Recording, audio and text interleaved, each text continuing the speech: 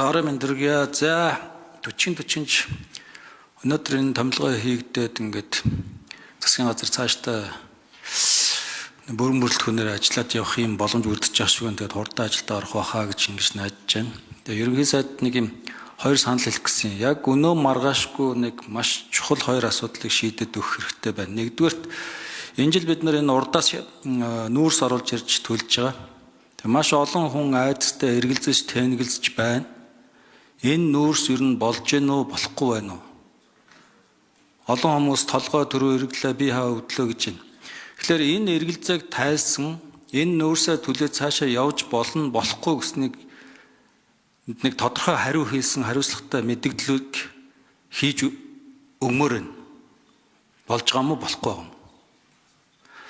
Хоёрдугаарт нь ханиад өндөрлөлтөө энэ вирустэй маш хүнд байдалд орчод байна. Та бас эмнэлгээр дээр нэлээд явж явах шиг байна. Одоо нэг ийм хэд хоногтой энэ ковидын үе шиг тодорхой цаг хугацаанд энэ эмнэлгүүдийн нөхцөл байдлуудыг мэдээлж ямаар энэ ор хаана боломжтой байгаа, эмч хаана үзэх боломжтой байгаа. Тэгэхгүй бол ингээд хүүхдүүдээ аваад халуурсан хүүхдүүдэд тэрвэрэд эмнэлэг хийсээд оролдохгүй ингээд яваад байна. Тэгэхээр бүр ингээд өдөр болгон мэдээлэл заагаад тийшээ гэдэг ингээд өгөхгүй бол маш хүнд байдалтай байна.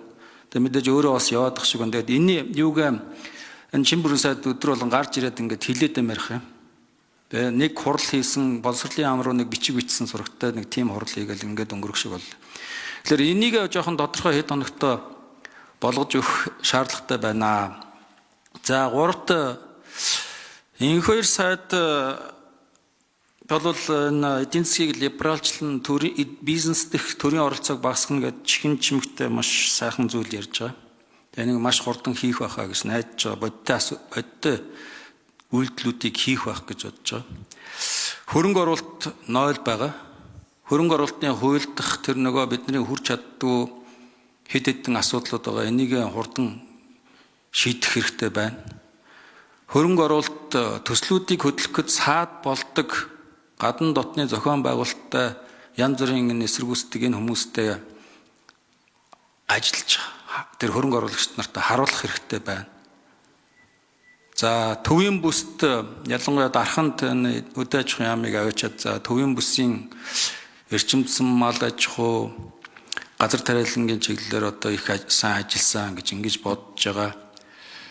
Дарханд та одоо ингээд хөрөнгө оруулалт нэг их найд хүрж байгаа гэж байна. Одоо тань дээр бол таны багцад энэ тэзүү зураг төсөв хийдэг энэ бүх зүйл байж байгаа. Энэ говийн бүсийн гол одоо мөнгө олж байгаа бүсийнхээ дид бүтэц эрчим хүч зам метрийн бол анхаарч өгмөр байна.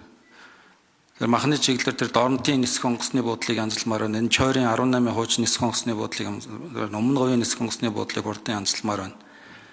Тэгээд энэ нөгөө нарийн төмөр замыг хөлийн бүсдэгт энийг оруулж ирэхийг одоо хурдан шийдэж өгмөр байна. Тэгээд зоригтойхон шиг хос төмөр замтай болох юм руу ингээд яваад өгмөр байна. Тэгээ ийм зүйлүүд дээр анхаарч өгөх байхаа. Төвийн бүс дээр одоо харьцангуй нөхцөл байдал бол дэд үтсээ сайжирсан. Говийн бүс жоохон хүнд байгаад байгаа.